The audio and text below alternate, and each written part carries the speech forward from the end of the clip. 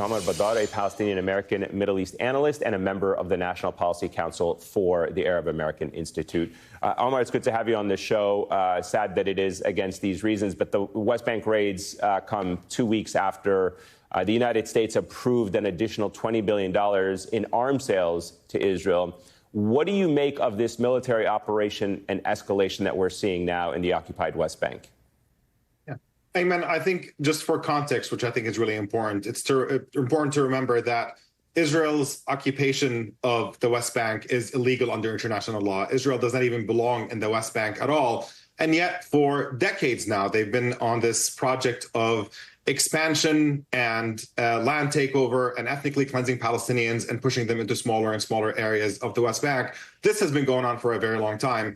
And I think that at this point, Israel saw an opportunity, given the attention of the entire world being focused on Gaza, to escalate further in the West Bank. You know, when you talk about the West Bank, we've seen more than 650 Palestinians had been killed since October to this day.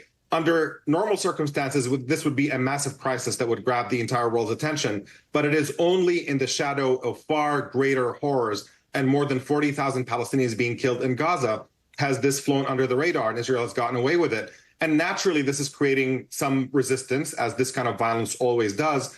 And now Israel is increasing its military operations, operating under the false premise that they've been deluded with for a very, very long time, that you can somehow pummel Palestinians into submission if you can only kill a little bit more, steal a little bit more, and torture and imprison and besiege. But this is really a recipe for further and further violence, as history has showed us. We need the exact opposite of this. We need the world to act to restrain Israel in order to end its occupation and recognize Palestinian rights. That is the recipe to a better future. What do you expect will come from this Israeli military operation? I mean, what is the likelihood that it might actually, as you mentioned or suggested, inflame tensions in the West Bank and possibly ricochet throughout the region if Israel feels so emboldened by what it has done in Gaza without any consequence? What is to stop them from continuing to do even worse in the West Bank? Yeah, I think we're absolutely on the road to further escalation at this point, because Israel has seen that there has been absolutely no material consequences. Certainly their image in the international community has taken a very significant hit, given the scale of the atrocities that they've committed. But as long as they have U.S. backing in terms of military funding, I think they're happy to just proceed to take as much land as they possibly can and behave the way that they are. And the possibility for a very significant escalation, whether it's in the West Bank, whether another intifada or uprising could break out, whether it's the potential for a regional war with Lebanon and Iran, as long as we are on this path, I think is also increasing day by day. The obvious solution to all of this in the immediate present is to get a ceasefire in Gaza, to have an end to this onslaught. And that would instantly diffuse regional tensions, especially with Lebanon and with Iran. And from there, we can start working towards much more to start dealing with the fundamental problem that has led us to this point in the first place, which is the fact that Palestinians have been living under Israeli control without any rights for decades. And that is a recipe that is going to lead to endless violence, as it has over and over again.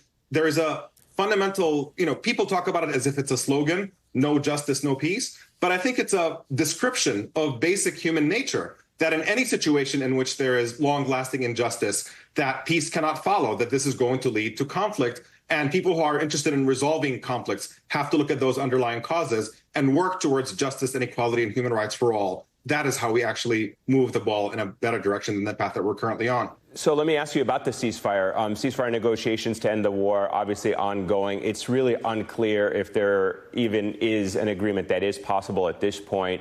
The bombings continue in Gaza. Disease is now rampant in Gaza. Less than 2 weeks ago, a 10-month-old baby was confirmed to have polio, the first known case inside the Strip in almost 25 years, I believe. First, do you think a ceasefire deal as it stands is possible? What do you think it will actually take to end this war?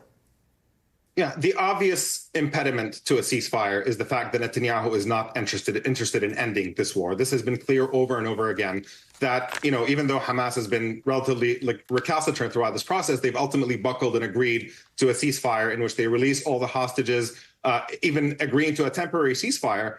And it is Netanyahu who has found every reason possible to say no to that particular deal. And the problem, of course, behind that is to say, what is allowing Netanyahu to behave the way that he currently is? the reason why he's continuing this war is for purely personal reasons. He's worried about his legacy and his political career if he allows this war to end without any kind of resolution. And the question is, how many more Palestinian children have to be killed before the U.S. says that enough is enough, and to start actually using its leverage, in this case, the obvious leverage, to get Netanyahu to start respecting international law and human rights and looking out for even what American policy preferences stated are, is to pull that military funding or to threaten it in a meaningful way. Just one thing I want to say real quick is that if American politicians saw daily video briefings of the suffering of the people in Gaza and the children who are being killed day in and day out, they would put an end to this onslaught immediately. But the problem is that we operate in an environment in which Palestinians their lives are considered secondary, nobody's paying enough attention to them, and we put Israeli lives somehow as being more valuable. And when you operate in that dynamic, you're obviously emboldening a situation in which conflict continues.